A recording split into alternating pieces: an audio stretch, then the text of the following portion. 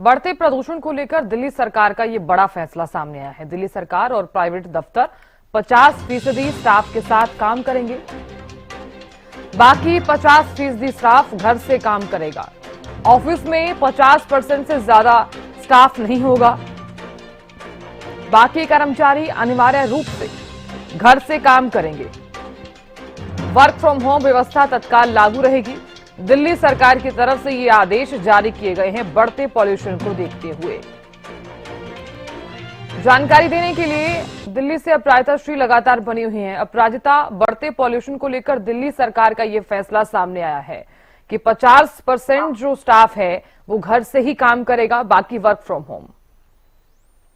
बिल्कुल, देखिए साधना, बढ़ते प्रदूषण की वजह से ये जो बड़ा फैसला है वो दिल्ली सरकार के द्वारा लिया गया है। यानी GNCTD के तहत सभी सरकारी ऑफिस और नेशनल कैपिटल टेरिटरी दिल्ली में चलने वाले सभी private office graded response action plan के तहत 50% स्टाफ के साथ काम करेंगे और बाकी घर से काम करेंगे, यानी वर्क फ्रॉम होम करेंगे।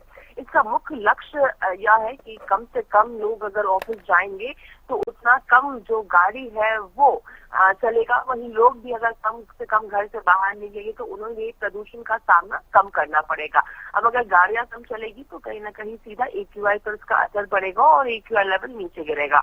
वहीं CNCTD के तहत सरकारी ऑफिस के लिए सभी एडमिनिस्ट्रेटिव सेक्रेटरी और डिपार्टमेंट के हेड रेगुलर ऑफिस आएंगे, वहीं जिसमें से 50% से ज्यादा स्टाफ फिजिकली ऑफिस में मौजूद नहीं होगा। इसके साथ साथ बाकी 50% स्टाफ घर से काम करेंगे, बशर्ते एडमिनिस्ट्रेटिव सेक्रेटरी और डिपार्टमेंट के हेड जरूरी और इमरजेंसी पब्लिक सर्विस की बिना रुकावट डिलीवरी पक्का करने के लिए जरूरत के हिसाब से ऑफिस आ सकते हैं, ऑफिशियल को ऑफिस बुला सकते हैं।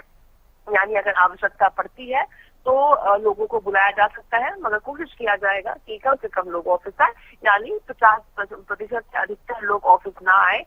वहीं अगर आवश्यकता पड़ती है तो किसी न किसी को बुलाया जा सकता है। वहीं NCT दिल्ली में चलने वाले प्राइवेट ऑफिस के लिए NCT दिल्ली के में चलने वाले सभी प्राइवेट ऑफिस 50% से ज्यादा स्टाफ के फिजिकली काम करने की जगह पर मौजूद नहीं होने के साथ चलेंगे।